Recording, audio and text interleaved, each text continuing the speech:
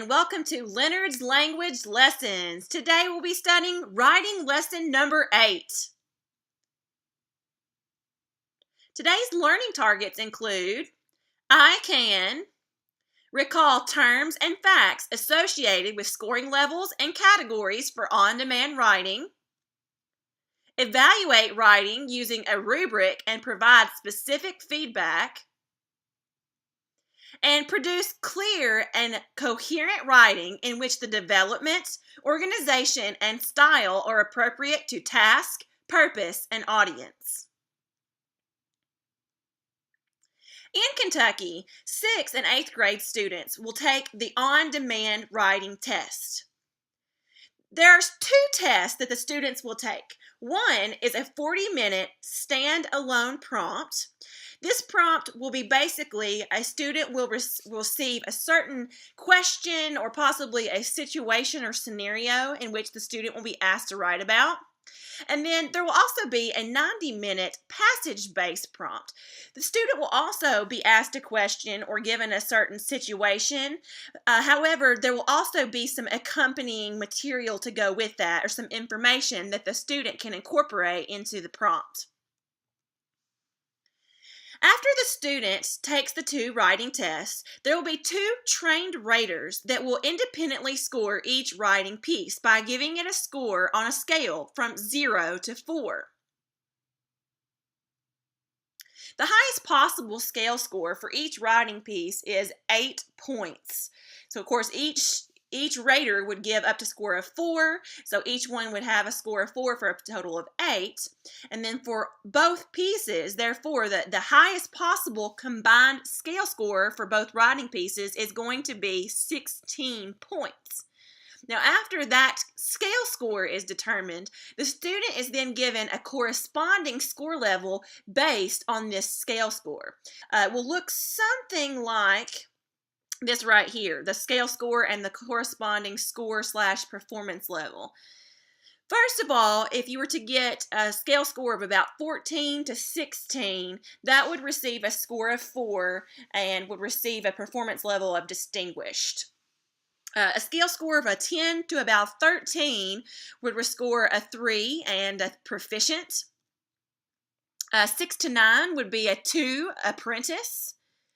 And 1 to 5 would be a 1 or a novice. Now, there is a possibility to score a 0. That would be a no score, and we'll talk about how that is a possibility in the upcoming slides. Let's talk a little bit about 4 distinguished. Of course, 4 is the highest possible score that you can get, and it will earn you the performance level of distinguished. Distinguished writing is going to be described as consistent writing skill, very effective communication. Some words that we might use to describe writing that is distinguished would be above average, excellent, outstanding, superlative, and or above grade level. And to put it on student terms, if you think of the grade equivalent, this would be like getting an A. So, of course, 4 is the best score that we can hope for, and I think many students can strive for this score of distinguished. A very good score as well is going to be a 3, which will receive the performance level of proficient. Proficient writing would be described as adequate writing skill, effective communication. Some words that we might use to describe proficient writing would be average, satisfactory, acceptable, competent, and or at or on grade level. And so if you think about this, this is where we want most, if not really all students would be at this 3 level or above, because that's going to be where you should be at your appropriate grade level. And again, on student terms, your grade equivalent is going to be at a B or a C to get a proficient. So again, we'll talk a little bit about goal setting in a minute. We would like all students to aim for a 3 or higher. 2 is going to earn a performance level of apprentice. Apprentice writing is going to be developing writing skill, which would be less effective communication. Some words to describe apprentice writing would be below average, needing improvement, inadequate, substandard, and or below grade level. So of course, some students may score the 2, and that's inevitable. However, we really would like everyone to be above this, because that means that you're not quite completing the standards that you should for your current grade level. In terms of a score, grade equivalent, an apprentice is going to be kind of like scoring a D, which of course is still passing, but it's not quite where you need to be. So that's to apprentice writing. And then lastly, the scores, a 1 is going to receive a performance level of a novice. The word novice means someone who is new to something. And think about the word apprentice in the previous one. It's someone who is learning under someone else. So, of course, that's developing, and then novice is kind of little or no knowledge at all. A novice writer would be described as having little or no writing skill, and which would result in ineffective communication. Some words to describe novice writing would be failing, unacceptable, struggling, incompetent, and or well below grade level. Speaking of grade terms, the grade equivalent is going to be an F. So thinking about, kind of scoring anywhere from, a 0 or just above a 0 up until about a 59. You can see it's a wide range, but of course scoring in that grade level shows that you did not master the concepts. And there is also a potential for a student to score a 0, although this is rare. If you were to score a 0, that's equivalent to getting a no score. Now, there are basically only 2 things that a student would do in order to receive a no score, and hopefully none of our students will do that. And that is that your response was blank, or possibly you responded to the prompt, however, it was entirely off topic. So, of course, definitely we want to make sure that we try and give the effort, and then, of course, we make sure that we understand the prompt and respond to it appropriately. And, of course, if we do those things, then we won't have to worry about getting a 0 no score. Now, let's talk a little bit about self-reflection and goal setting. To think about these questions. What score level did you receive last year? Or if you weren't tested in writing last year, think about a score that you might have gotten in the past. So think on a scale, you probably got 1, 2, 3, or 4. Think about the score level that you got. Now, based on that, think about what score level do you think is a realistic goal for you for this year, or if you're not going to be tested in writing this year, or possibly in the future. Okay, so think about what you did last year, kind of think about the feedback that you may have gotten from me or other teachers or your peers, or even, evaluating yourself. What do you think is a realistic goal for you? And then lastly, I want you to think, what is my teacher's goal for me this year? Now, I may talk to each of you and we may set an independent goal based on student. However, I would like to encourage all students to set a goal of reaching a 3 or 4. And maybe if it doesn't happen this school year, you will, if you're a 6th grader, you'll take the test again in 8th. And actually, if you're an 8th grader, you'll take the test again in high school. So if you don't quite make it this year, then, set the goal for the future. So again, trying to do a 3 or 4, because we remember that 3 is at grade level. So that's our goal. Now, switching gears a little bit, we're going to talk a little bit about the scoring and evaluation. So for on-demand writing, students' writing pieces are evaluated using a scoring rubric. So we talked a little bit about the score. Well, then how does the person, the rater or the scorer, how do they score it? What is it based on? And they will be using a rubric. Now, a rubric may be a term that you're unfamiliar with. Basically, a rubric is a tool.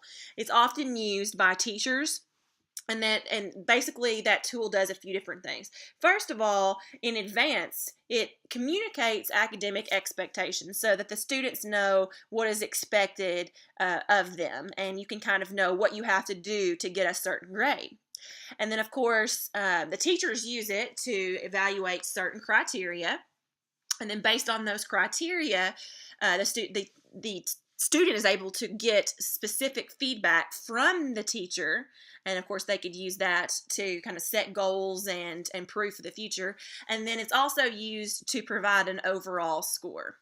So for on-demand writing, and this is how I do my writing scoring, and you'll see other teachers will use this as well, because writing is a special thing. It's not like other subjects where it's A, B, C, D answer and it's right or wrong. Writing is subjective, and so in order to keep it scoring consistent, teachers will often use a rubric. Now, for on-demand writing, there are 4 categories in which writing pieces are evaluated. The first is focus on audience and purpose. The second is idea development. The third is structure. And the fourth is language and conventions. So let's discuss these a little more in depth. Focus on audience. All right, so when you focus on your audience, you want to establish and then also maintain the focus on the audience. Now, how do you do that? Well, first of all, you need to make sure that you provide relevant background information. You need to assume that your audience knows nothing about what you'll be talking about, and make sure that you give them the information that they need so that they can understand.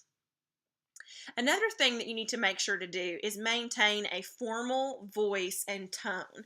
So basically, we need to make sure that we're not speaking casually or speaking to the reader, but that we use vocabulary and phrasings and sentence structures that are for academic writing.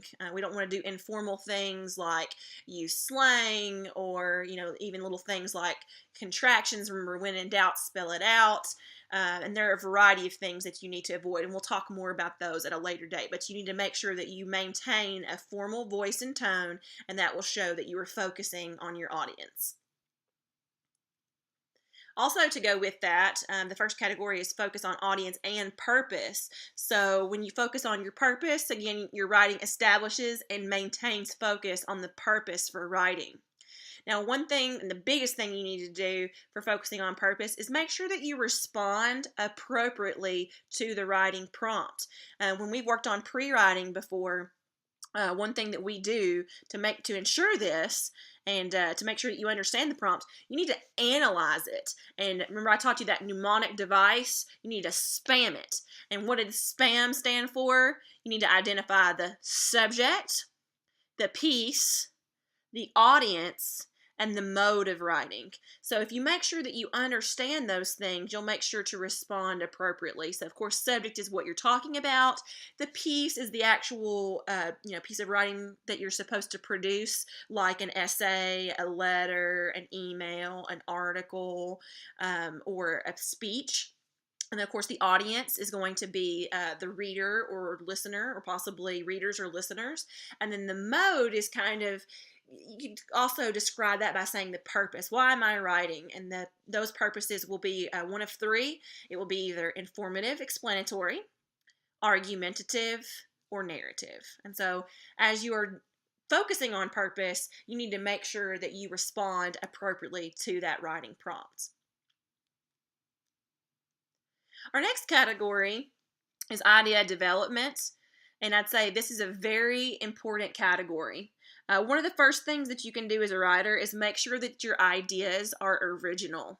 I want you to think about ideas that might be overused for this topic. And we've kind of discussed sometimes that, when you have something that's overused, you want to avoid it. So try to, and I hate to use this term because it's overused, but try to think outside the box. Think about something that's going to set you apart from your peers. Because if you write and come up with ideas that are like everybody else's, the scorers and the raters will get kind of bored with that. So really try to think of some ideas that are going to be unique. You also need to make sure that your ideas are supported. You can't just, put your ideas out and say, it's because I said so. You need to make sure that you support those ideas. Now, in the past, we've said, you want, at least 3, but I want to urge you to use more than 3 support sentences. And we've talked in the past about if you just do the bare minimum, it's going to seem like your ideas aren't as supported. It's not going to provide as much detail. So make sure that you use more than 3 support sentences. So if you have 3 ideas to go in a paragraph, make sure you write 1 to 2 sentences on each of those ideas or reasons. And then you also, as you're supporting your ideas, you need to make sure that those ideas are supported with varied support sentences. You don't want to all do, reasons and opinions. You want to back them up with a variety of support sentences. And the mnemonic device that we have used is FRIES. And so that stands for facts, reasons, interviews, examples, and sensory details. But of course, you're not limited there. Some other options that you have for types of support sentences could be quotes, questions, definitions, anecdotes, and the list could go on. But as you're doing this, if you use a variety of these support sentences throughout your paragraphs, you're going to make sure that your audience is kept interested. And of course, if you can provide a variety, it's going to make sure that your ideas seem very strong. So again, make sure that those ideas, there's a variety of support to go with them.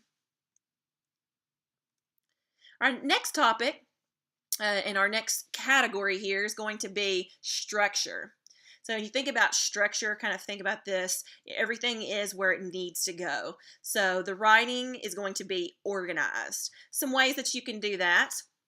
Again, think about when we first started off with our writing, we learned about, words and phrases and clauses, and then sentences, and then sentences created paragraphs. As you write those paragraphs, you need to make sure that you follow the correct paragraph format.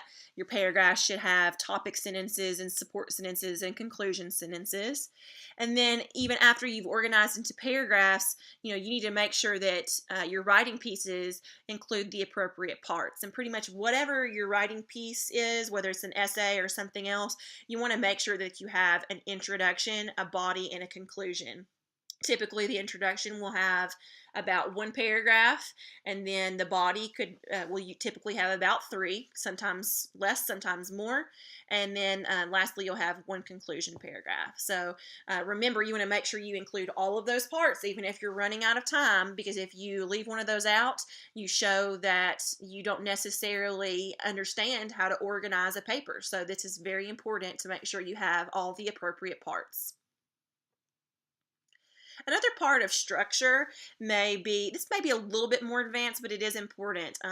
You doing these things could get you into the realm of being, the 3s and the 4s. So another way of providing structure is to make sure you use appropriate organizational techniques in your whole paper, or even sometimes within paragraphs. And what we mean by that would be chronological order. For example, if you're writing a narrative, you're going to want to deliver the organization of your paper into chronological order based on when it occurred.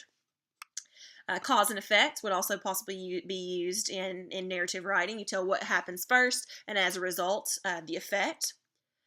Reasons and explanations is a common organizational technique that is used. I'd say it's the most used one, so if you can branch outside of that, that'll be even better, but this could be used for any type of writing, but typically informational, informative, explanatory writing or argumentative writing. You give your reason, and then you explain. Also, another commonly used organizational technique is order of importance. Now, sometimes you might want to put your most important point first, and that's just fine.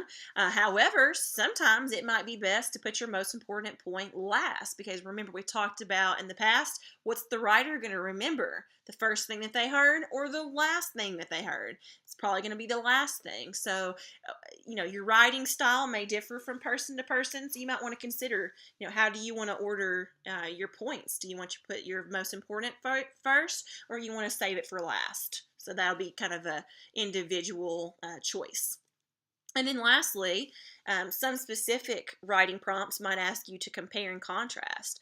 So you might choose to do, one paragraph that compares and tells the similarities, and then the next paragraph contrasts. Or you might kind of do it, point by point, especially if you're doing like a persuasive or argumentative piece, put them within like a point counterpoint within paragraphs. And again, that's a stylistic choice from writer to writer on how you do that. Again, these organizational techniques, they take your writing to the next level, but I don't think at any age you're too young to take advantage of these techniques. And there is still more to structure. I want you to think about what we talked about with writing being fluent. And remember, we kind of use this analogy of makes writing flow. And so you want to make your writing flow from sentence to sentence and paragraph to paragraph. And the way you're going to do that is by using transitions. And so sometimes those transitions, they can be one word or a phrase, or sometimes even a clause, maybe to begin your paragraph or within paragraphs to show the relationships. So you want to make sure that you're taking advantage of those transitions. I don't really feel like you can ever use too many transitions. So I think that to get into that 3 and 4, writing that's fluent, that uses transitions, is going to get you there. And lastly, within structure, you want to make sure that your writing contains varied sentences. And so again, that's part of making your writing fluent, is you don't want the reader to become bored with what you're saying. One way to do that is to vary up your sentences. The first way to do that is you want to use different types of sentences. Now, as 6th graders, we've studied the varieties of purposes. So that's kind of like, what does your sentence do? Does it make a statement? Does it give a request, make a request, or give a command? Does it ask a question, or does it make an exclamation? So of course you've got your declarative, imperative, interrogative, and exclamatory. And we may have discussed in 6th or possibly 7th and 8th grade the complexities of the sentences. And this is not just length, but kind of the parts that your sentence is made of, thinking of clauses, whether it's got dependent or independent or a mix. So you've got your very simple sentences that contains just one independent clause. A little bit more complex is going to be your compound sentence that's going to have 2 or possibly more sentences combined together with appropriate conventions.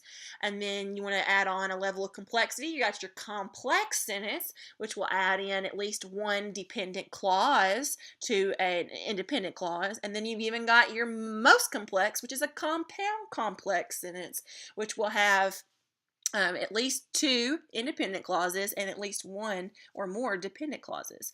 So wherever you are, in your learning, you want to use what you know. If you only know sentences according to purpose, use a variety of those.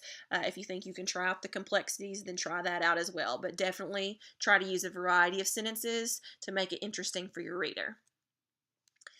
The next thing kind of goes hand in hand with the complexities of the types of sentences, but use different lengths of sentences and different structures as well. We don't want to always go, with the typical or the normal word order of sentences, which is subject, verb, I did this, I did that. So use different lengths of sentences. Some may be short, some medium, some long, and really vary it up.